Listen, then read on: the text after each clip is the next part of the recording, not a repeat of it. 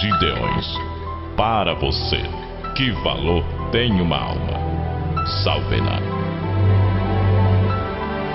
E é o dever de cada crente fazer isso. Mas eu não tenho só o dever, eu não tenho só a obrigação. Eu me sinto uma pessoa apaixonada por missão, para ganhar almas. Desde os meus 12 anos, eu sirvo a Jesus. Eu sou um crente feliz, sou salvo em Jesus e sou um servo nas mãos do Senhor. Para você, que valor tem uma alma? Salve-a! Gideões, ó crente, ó salvo, para você, que valor tem uma alma? Salve-a! Salve criança! Salvando a criança, salva a vida! Salvando a vida, salva o futuro! A minha pregação não mudou! Sou o mesmo pentecostal, sou o mesmo cesino, mas tenho sido fiel ao meu Senhor. E Jesus me disse assim: sai depressa pelas beiras do caminho, pelos valados, e anuncia a minha palavra. Tem que ser depressa. Não se trata de uma história qualquer, é a nossa história.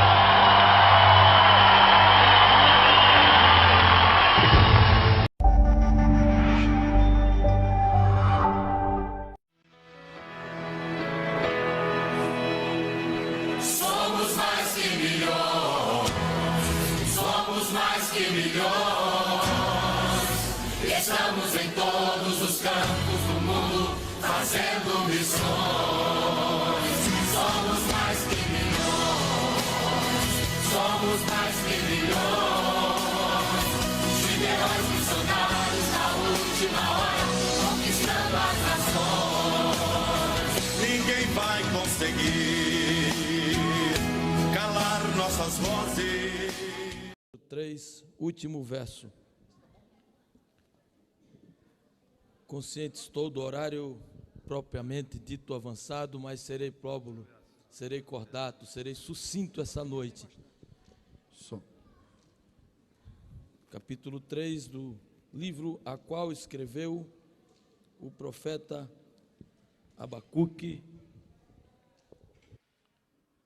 Último verso. Enquanto os irmãos se localizam, eu gostaria aqui de tecer os meus agradecimentos ao muito digno pastor Henrique Riame, pela oportunidade, pelo carinho. É um prazer revê-lo. Ele não se encontra aqui, acredito que está nos offices, resolvendo coisas concernentes ao Congresso. Pastor Henrique Riame é coordenador nacional dos Gideões Missionário da Última Hora, e é uma satisfação, é uma honra para qualquer pregador estar relacionado ou está envolvido em qualquer evento com os Gideões Missionários da Última Hora. Falava para o meu amigo pastor Marcelo Domeneghetti, que quando os pregadores veem essa tocha, a maioria dos pregadores se empolgam. Essa tocha tem sido objeto de desejo por parte de muitos pregadores, né? Quando eles veem essa tocha, o coração dele se alegra, né? É uma honra para qualquer pregador da face da terra está envolvido em qualquer evento do Gideões Missionário da Última Hora. Agradeço ao organizador do evento, o anfitrião da festa, pastor Vilamar Pedroso, e ao meu amigo, como já foi citado, pastor Marcelo Domeneghetti. Sem delongas e sem demora, quem achou diz amém. Amém.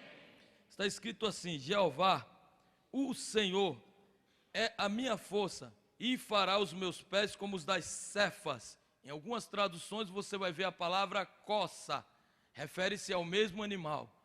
Na minha tá cefa, em algumas traduções você vai ver a palavra coça. E me fará andar sobre as minhas alturas. Jeová, o Senhor, é a minha força, e fará os meus pés como das cefas, e me fará andar sobre as minhas alturas. Deus eterno, Deus poderoso, Deus santo, fala poderosamente a esta igreja, Senhor. Glorifica o teu nome, como teu servo, Senhor, já falara, Senhor, em um cântico. Eu vim aqui para te adorar, Senhor. Eu vim aqui para te enaltecer. Glorifica o teu nome, Senhor, esta noite. Fala uma vez mais ao teu povo, em nome de Jesus. Amém. Glória a Deus. Queridos, os mais afeiçoados à leitura da palavra, já com certeza têm contato com o texto ora lido. Chama-me a atenção o fato do profeta usar uma figura de linguagem quando ele usa a palavra cefa. O que é uma cefa? Uma cefa é um antílope, um veado do campo. Abacuque tinha uma necessidade de ser entendido por aqueles que o ouviam, pois Abacuque era profeta, e o objetivo de todo profeta, o objetivo de quem fala da parte de Deus é ser entendido. Profeta, ele precisa ser entendido. É por isso que o pregador precisa de tempo para uma boa exposição da palavra, porque avivamento começa aqui, quando se entende aquilo que Deus quer falar. A maior necessidade de Deus é de ser compreendido.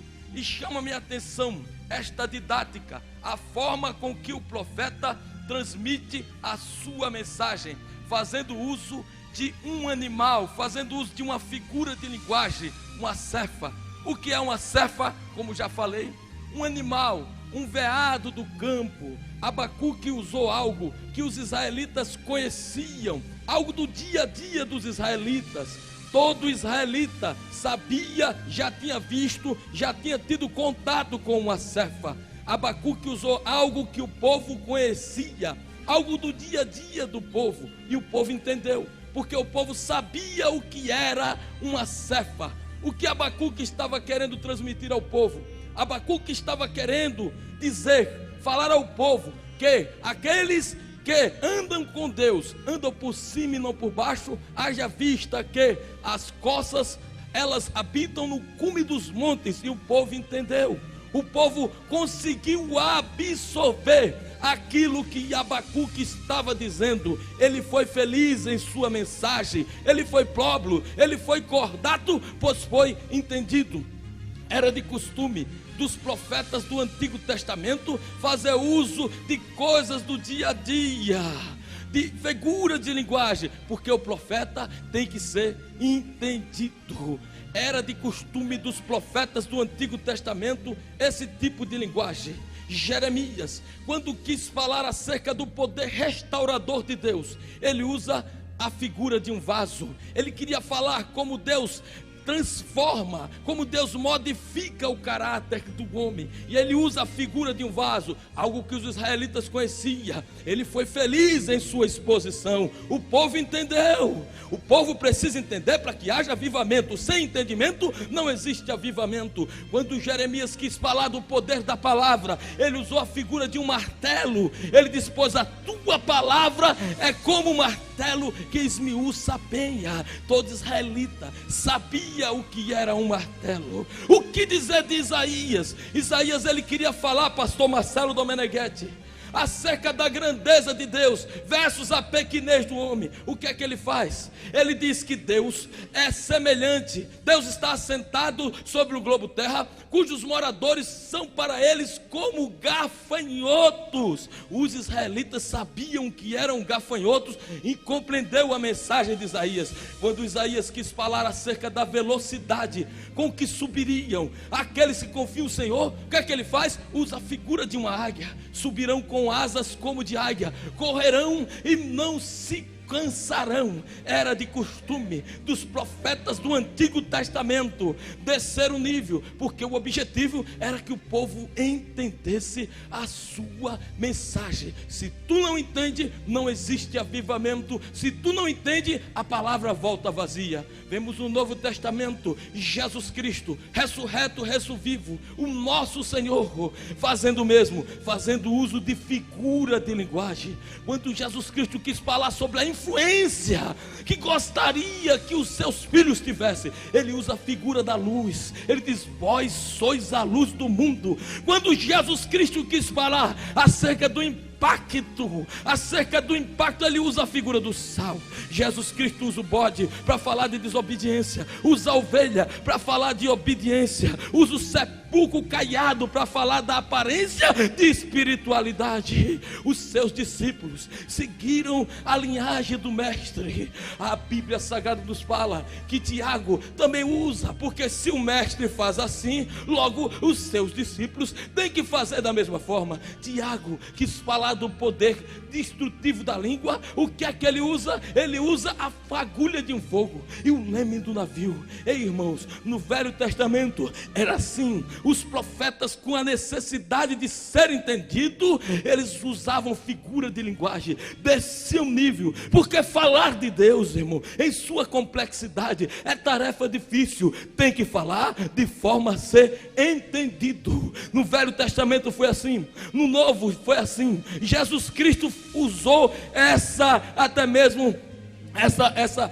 essa figura de linguagem. Foi assim com Jesus e com os discípulos. Acredito eu que nos dias odiernos, nós que somos aplegoeiro da palavra, também deveríamos desfrutar de tal riqueza. Também deveríamos até mesmo falar na linguagem do povo, porque o objetivo do profeta é que o povo entenda a sua mensagem. Se Jeremias usou o martelo, usou o vaso, se Isaías usou até mesmo a águia, se Abacuque usou a coça, se Jesus usou a luz, usou o sal, usou o bode, usou a ovelha, usou o sepulcro caiado e muitas outras comparações, se Tiago usa o leme do navio e a fagulha de fogo, então eu acredito que eu posso fazer uso de algo do nosso dia a dia. Então essa noite eu desejo pegar um objeto corriqueiro para transmitir uma realidade ou uma verdade espiritual, e eu tenho certeza que do jeito que você entrou aqui, você não vai sair. Mas pastor Valti, você vai usar o quê? Eu vou usar a figura de um avião. Eu não acredito que você veio aqui para pregar no encerramento do primeiro congresso da extensão dos Gideões missionários da última hora em Itaí Paulista para me falar do avião. É isso mesmo, vou falar do avião essa noite. Ora, é algo que todo mundo conhece. Quem já viu um avião, levante a mão aqui, levante a mão. Oh, tu, eu, nós conhecemos. Se tu chegar em uma roça distante, porque eu sou de Maceió, Alagoas, e eu tinha um desejo no meu coração, pastor Marcelo Domeneghetti, eu gostaria de ser o primeiro pregador de Alagoas a pregar nos Gideões missionários da última hora. Fiquei triste quando vi o meu amigo Samuel Mariano subir a tribuna. Depois eu me alegrei de novo, porque descobri que ele é de Pernambuco, não é alagoano. A porta ainda está aberta para que o meu sonho se realize. Mas se você chegar lá na roça e dizer: Matuto, caipira, você conhece um avião? Ele vai dizer: conheço. Se tu não conhece, porque não andou. De repente você já conhece porque viu em uma gravura, em uma revista. Se tu não conhece, até mesmo porque viu numa gravura, tu já viu passar. O avião é algo que todo mundo conhece, algo do dia a dia. Quero pegar o avião, mas pastor Valti, me responda, por que um avião? E simplesmente por algumas razões. A primeira dela é que o avião é um objeto de voo. Olha para o teu irmão e diz assim: objeto de voo. Foi feito para voar, foi feito para decolar, foi feito para subir, foi feito para alçar voo. A mesma coisa é o crente cheio do Espírito Santo. Você não foi feito para ficar no solo, você não foi feito para ficar estacionado. Você nasceu para decolar, nasceu para subir, nasceu para voar, nasceu para decolar. E eu quero profetizar essa noite que você vai subir, vai voar, vai decolar, vai crescer. Só quem crê nisso, levante a mão por alto e não. Aleluia. Quando eu falo de decolar, eu estou falando de ter sucesso. Vou repetir, quando eu falo de decolar, eu estou falando de ter sucesso. Sei bem que a palavra sucesso, ela enfrenta um certo preconceito no meio dos crentes. Sou da Assembleia de Deus, Ministério do Belém, na cidade de Serra Negra. Escrevi um livro cujo nome é Mudanças que Produzem Sucesso, e fui aconselhado a mudar o nome para Mudanças que Produzem Êxito, porque se tem alguém que não gosta da palavra sucesso, é crente. Mas não gosta por quê? Porque não entende. Eu tenho um programa de televisão que é exibido em nossa região, e um belo dia eu entrevistei um pregador da nossa nação, muito conhecido, não vou falar o nome por questão de ética. Eu cheguei para ele e disse: qual o segredo do sucesso do seu ministério? Ele disse: olha, no ministério não tem sucesso, no ministério só tem luta. Aí se fosse hoje, ele ia levar uma. Eu fiquei meio desconcertado, mas depois eu parei para pensar: o que é sucesso? Sucesso, segundo o dicionário, é êxito. Ora, eu saí de Serra Negra com o objetivo de vir aqui pregar no encerramento da extensão dos Gideões Missionários da Última Hora, aqui em Itaí Paulista. Logo, se eu concluir essa missão, então eu fui bem sucedido em minha empreitada. Eu tive sucesso em minha empreitada. Sucesso quer dizer êxito. Um missionário que sai do seu solo pátrio e que vai para outro estado, mesmo que ele morra, com o objetivo de ganhar muitas almas, e ele ganha, ele teve êxito, sucesso em sua empreitada. Pastor Vilamar Pedrosa organizou a festa, todos os pregadores vieram, o povo veio, os convidados honraram. O senhor teve sucesso, ou foi bem sucedido em sua empreitada. Sucesso quer dizer êxito. Decolar, numa linguagem simplória, quer dizer que ter êxito. Eu vim de Serra Negra para dizer que você vai ser bem sucedido. Você vai ter êxito em sua trajetória, vai ser bem sucedido, vai decolar, vai crescer, vai até mesmo decolar em nome de Jesus. Só quem crê, levante a mão para o alto e glorifique. Aladaravassé. Sucesso depende do teu objetivo. Ora, para alguns, sucesso é o canudo da faculdade de Direito, ou quem sabe de Medicina. Para outros, sucesso é apacentar um rebanho. Para outros, sucesso é vender muito CD e ficar famoso. Vai depender de você. Sucesso quer dizer êxito. Ei, irmãos, quando eu falo do avião, ele nasceu com uma função. Ele nasceu para decolar, ele nasceu para voar. Você nasceu com uma função. Quando Deus eterno te fez, quando ele confeccionou no céu, ele disse: vai ser cantor, vai ser pregador, vai ser profeta, vai ser presidente, vai ser escritor, vai ser. Você nasceu para decolar. Só quem crê nisso, levante a mão para o alto e glória. Ei, prometi que seria sucinto. Aleluia. Escute aqui, o avião decola. Olha para o teu irmão e diz assim: ele decola, eu sei disso. Ele decola. Só que para ele decolar, ele passa por alguns processos. Ele passa por uma trajetória. E qual é a primeira trajetória? Chama-se processamento. Se você chegar em uma construtora de avião, temos 3 no mundo, temos a Boeing, a Airbus e a Embraer, que por sinal é brasileira, são as 3 maiores, temos várias. Ei, irmãos, se você chegar no pátio, você vai ver aço, você vai ver cobre, você vai ver a matéria-prima. Olha para o teu irmão e diz assim: matéria-prima não é o avião, é a matéria-prima. Precisa ser transformado em um objeto de voo.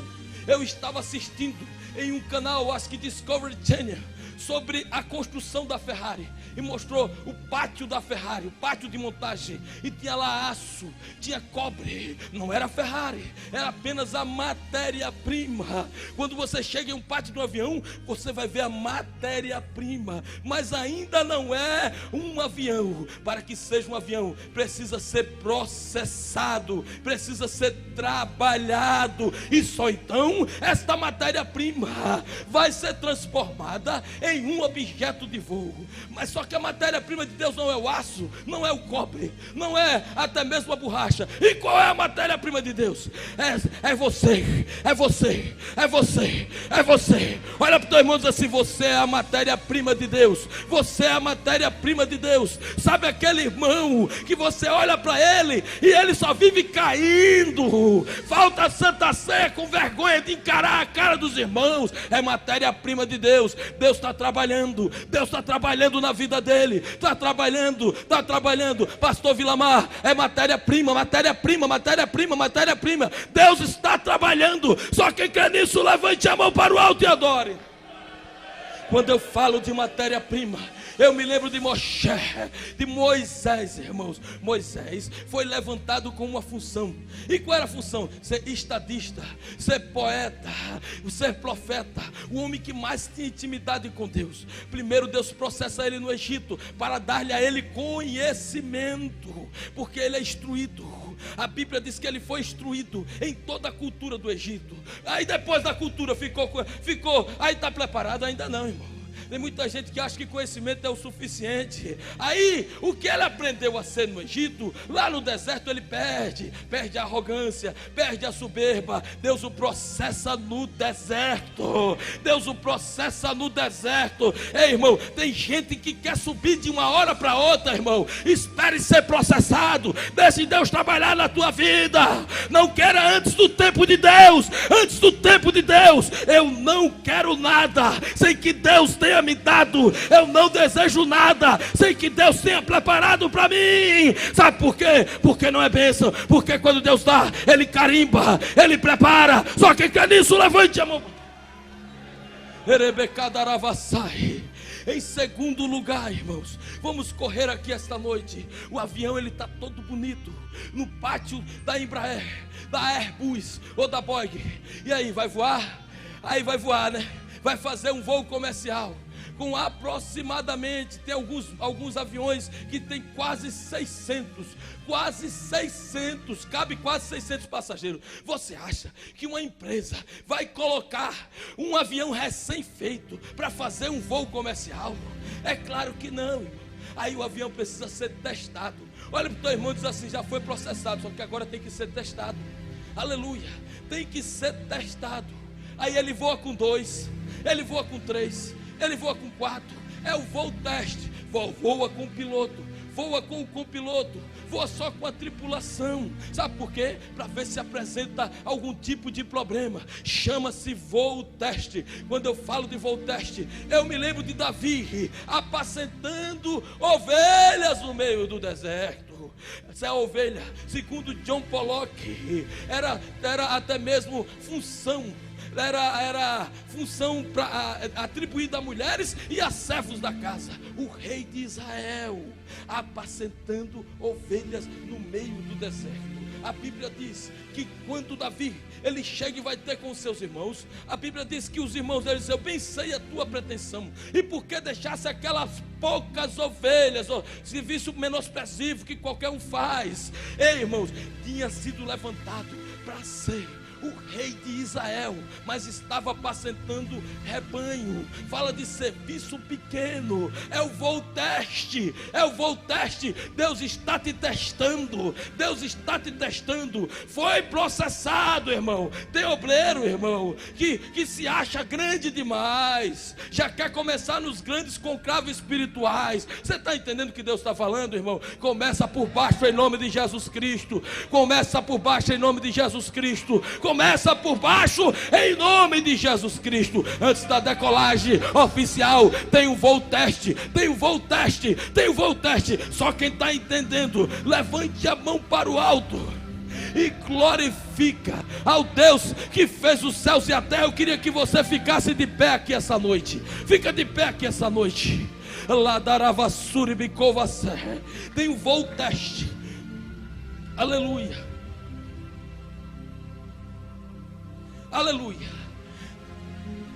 Depois do voo teste, aí o avião está preparado para subir. Olha para o teu irmão e diz assim: só que precisa que o tanque dele esteja cheio. Na minha primeira viagem aérea,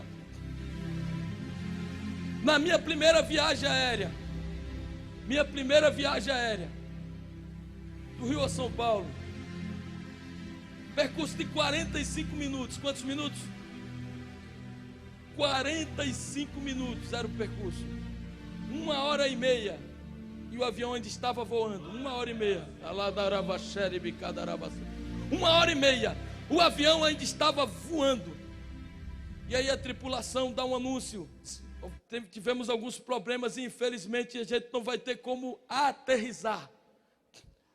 Mídia fazendo pressão psicológica todos os dias, porque foi na mesma época que o avião da Gol caiu. E eu disse, pronto, lascou tudo, arrebentou tudo. Minha primeira viagem aérea, pronto, agora. Tentei ligar para a família, mas o celular não pegava lá em cima. 2 horas depois, quantas horas? Quantas horas? 2 horas depois. 2 horas depois o avião pousa. Aí eu te pergunto, o avião ele voou 2 horas porque ele tinha reserva. Ele não decolou simplesmente com aquilo que ele necessitava para fazer o percurso da viagem. Ele tinha reserva. Olha para o teu irmão e pergunta, você tem reserva? Reserva. O avião tinha reserva no tanque. O tanque não estava munido apenas do combustível necessário para o percurso. Sabe por que tem muita gente que cai? Porque só tem combustível para o percurso. Não tem combustível, não tem reserva para os revés da vida. Quando eu falo de reserva, eu estou falando de conhecimento da palavra. Quando eu falo de reserva, eu estou falando de vida de oração. Eu estou falando oração verdadeira. Aquela que fecha a porta do teu quarto e o teu pai que te vê em secreto te recompensará. Eu não estou falando daquela que alguns pregadores postam no Face orando. Aí eu vou no Face orando. Infeliz, quem está orando não tem tempo para estar no Face.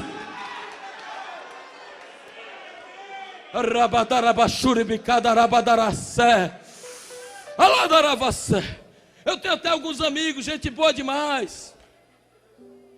Caladaravacé, gente boa demais. Todo dia posta foto no monte. Monte é lugar de intimidade. É igual relação sexual entre você e o teu cônjuge. Não é para ser postado, divulgado. Daravachuribicaдаravacé. Reserva, o avião caiu porque não caiu porque tinha reserva. Pergunta o irmão que está do teu lado se ele tem reserva. Em quarto lugar, quem já andou de avião aqui? Levante a mão. Quem já andou aqui? Aí você pega o bilhetinho. Aí ali tem a data e a hora. Olha para o teu irmão e diz assim, data e hora. Aí você diz, não, mas eu quero que decole antes. Aí mas então você precisa comprar outra passagem. Daravassá, daravassé. Porque esse aqui só decola na data e na hora. Olha para o teu irmão e diz assim, tem data e a hora para decolar. Tem gente que quer decolar antes. Aí faz uso de subterfúgio para crescer, para subir.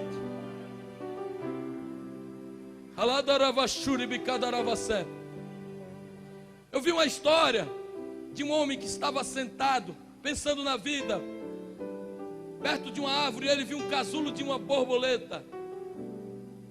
E ele via por uma fissura do casulo a borboleta se batendo. E ele disse, eu vou ajudar essa borboleta. Ela está querendo sair. E a borboleta se batia. Ele disse, eu vou ajudar essa borboleta. A natureza errou. Deus errou. Às vezes a gente vê um obreiro sofrendo, né? Vê alguém sofrendo, a gente quer tirar da prova. A gente acaba estragando e acabando com a vida dele. Aí ele foi, abriu o casulo. A borboleta saiu, ele diz, ajudei a borboleta. Fiz minha boa ação do dia, Deus está feliz comigo. Para a tristeza dele, a borboleta começa a se arrastar. E ele percebeu, ele achou que as asas da borboleta iam abrir, as asas não abriu. E ela viveu rastejando. Olha para o teu irmão e diz assim, rastejando para o resto de sua existência. Eu vou entregar 10 horas.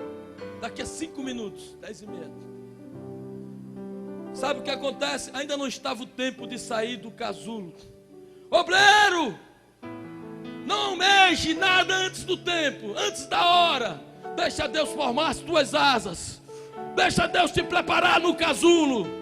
Aladaravassé. Se não tem agenda, vai para a tua casa, compra bons livros, pega a Bíblia Sagrada, lê, ouve bons pregadores, dedica o teu tempo à oração para ter intimidade com Ele.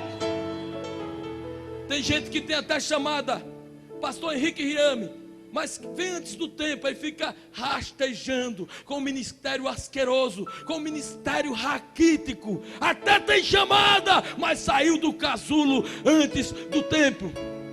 Eu me recordo que quando eu fui diácono, dificuldade, prova muito grande. Aí eu ia para a igreja de tênis e terno. O pastor olhou para mim e disse: vou tirar esse irmão da prova. Eu vou tirar esse irmão da prova. Vou comprar um sapato. Deus fechou todas as portas para o pastor. Ficou tudo difícil, o pastor não conseguiu comprar para mim. Sabe por quê? Porque só Deus tira do casulo aquele que tem uma chamada. Arabadaravassai. Aleluia. Olha para o teu irmão e diz assim: você tem chamada? Então espere a data e a hora, porque só decola na hora. E eu vou encerrar aqui. O avião decola. Só que antes de decolar, ele enfrenta duas forças. Primeiro, chamada força da gravidade. Olha para o teu irmão e diz assim: diz força da gravidade. Sabe o que é a força da gravidade? É a força que diz: avião, você pesa 1 tonelada. Você pesa 1 tonelada. Tu quer voar? Tu quer cortar os ares? Você é maluco. Força da gravidade fala da lógica. O que é que a lógica diz ao teu respeito? Daravassuribicadaravassé. O que é que a razão diz ao teu respeito? A razão disse para Moisés: Moxé, meu filho, vara não abre mar. Não insista. A razão disse para Josué: Josué, meu filho, voltas não vão fazer ruir o muro. O que é que a razão disse para você?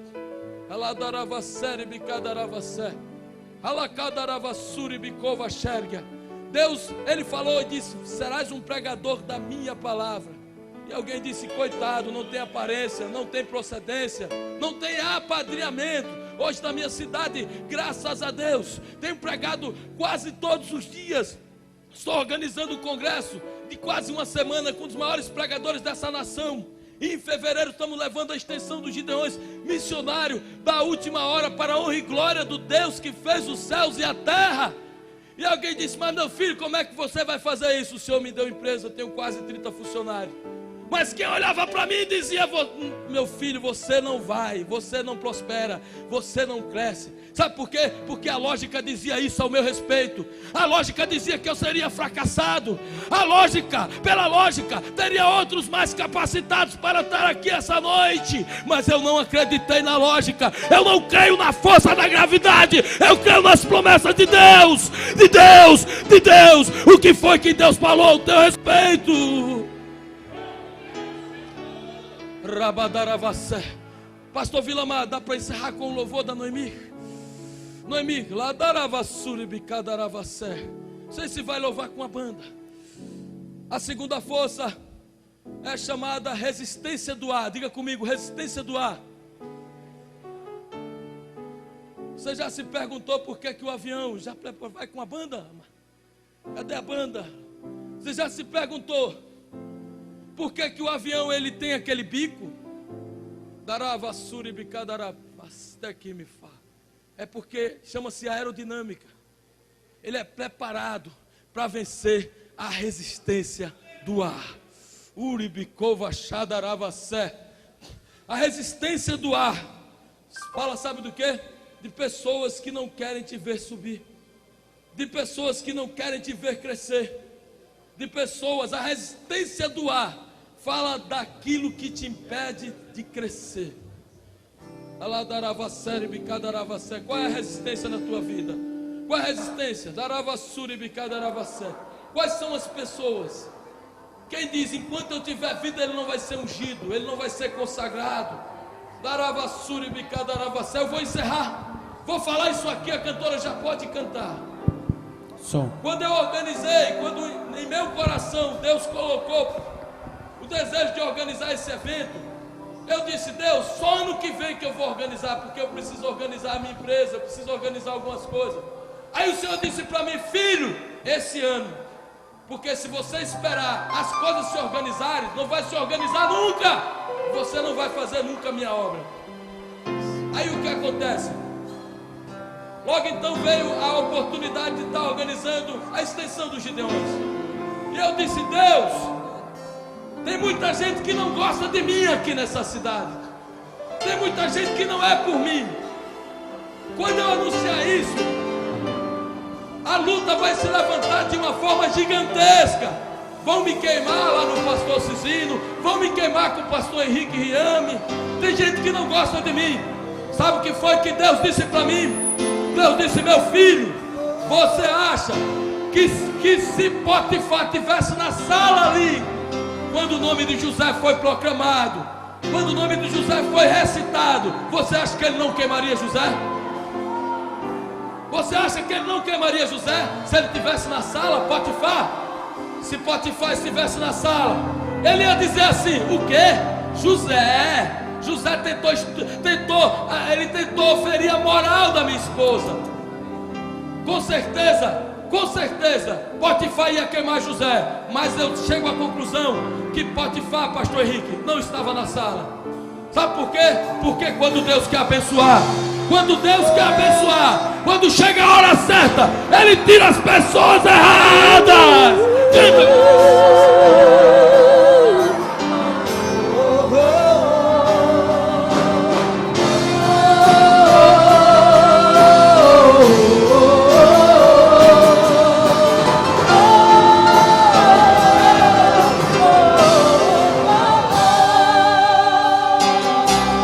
Se a gente colocar a nossa fé em ação e confiarmos, na hora certa Deus tira as pessoas erradas. Você vai subir, vai decolar, vai crescer, vai ter êxito. Deus é contigo. Deus ouve e responde. Só quem crê, saia do seu lugar e vem até aqui. Eu quero orar por você essa noite. Eu quero ministrar uma bênção sobre a sua vida. Sai do teu lugar. Vai dar tudo certo.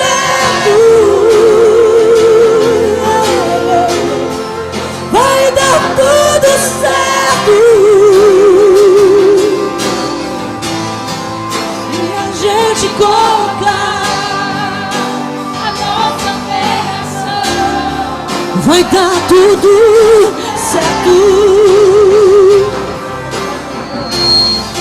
Vai dar tudo e vai dar certo. Vai dar tudo certo. Vai dar tudo certo. Você nasceu para decolar. Você nasceu para decolar. Você nasceu para decolar. Aleluia. Vai dar tudo certo. Canta, Mateus. Sei que a vida não é só de momentos bons. Há tempos difíceis. A vida é mesmo assim. Mas se a gente colocar a nossa fé em ação, vai dar tudo certo. Vamos adorar a Deus. Vai dar tudo certo. Aleluia. Vai dar tudo certo. Aleluia.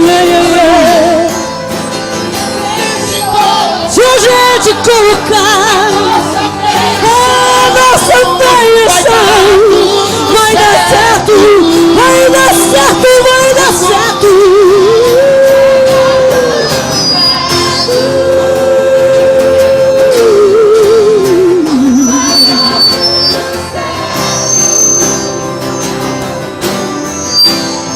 Se a gente colocar a nossa fé em ação, vai dar tudo certo. Suave agora, suave. É possível que no meio dessa multidão tenha tem alguém que ainda não conhece a Jesus. É possível. Eu tenho um projeto com Deus. É um voto que eu fiz com Deus. Todas as vezes que eu assumo a tribuna, eu não entrego a oportunidade antes de fazer o apelo. Antigamente, quando isso era levado a sério, o presbítero teve a oportunidade de evangelizar o homem mais rico de sua cidade. Na verdade, o filho do homem mais rico de sua cidade. Bem suave, bem suave. E nessa feita, ele não fez o convite. E ele estava em sua igreja. Culto de ceia, pastor Vilamar Pedrosa. E o pastor da igreja disse: eu soube que você teve a oportunidade de evangelizar o filho do homem mais rico dessa cidade. Ele disse: é verdade. Você fez o convite? Aí ele disse: não fiz. A partir de hoje, o que acontecer com ele, Deus vai cobrar de ti. Só que esse moço, ele estava lá fora na igreja, olhando pela brecha da janela, vendo tudo aquilo, porque ele verdadeiramente foi tocado pelo Senhor. O presbítero do púlpito, ele foi direcionado por Deus. E ele levantou-se, foi até lá fora, pegou na mão desse homem que estava olhando pela brecha da janela, que era o homem a qual ele tinha evangelizado, filho do homem mais rico da cidade, e trouxe. E o testemunho desse homem diz que aonde ele passava, Deus batizava com o Espírito Santo. Sabe quem era esse homem? Pastor Napoleão Ribeiro Falcão. Eu não quero entregar a oportunidade ao pastor Vilamar sem saber se tem alguém aqui. É possível que tenha, que não conhece a Jesus. Eu quero te conhecer. Tem alguém aqui que não conhece a Jesus? Tem alguém aqui que não faz parte de uma igreja evangélica? Se tem, levante a mão aqui agora. Eu quero te convidar a verdadeiramente. Tem alguém? Não tem ninguém? Me ajuda aqui, as pessoas que estão. Se não tem, eu saio de consciência limpa, que fiz tudo aquilo que Deus colocou em meu coração para fazer. Muito obrigado, pastor Vilamar. Que Deus abençoe. Vai dar tudo certo.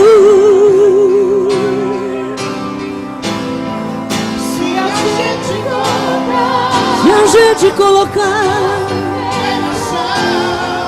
vai dar tudo certo. Vamos cantar que já deu certo pra encerrar, vai. Já deu tudo certo. Já deu tudo certo. Jesus, em nome de Jesus. Porque a gente colocou a nossa fé e deu tudo certo. Pra encerrar bonito, canta aí. Já deu.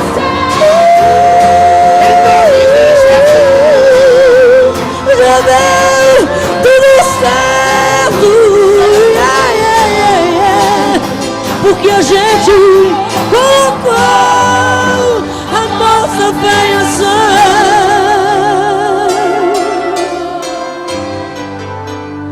Ah, meu Deus, eu digo que já deu. Diga, Valdemir. Eu digo que já deu. Oh, yeah. Já deu tudo certo.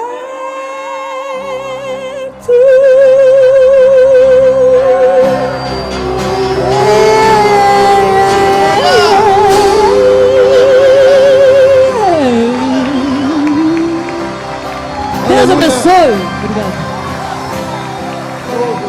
Obrigado, pastor.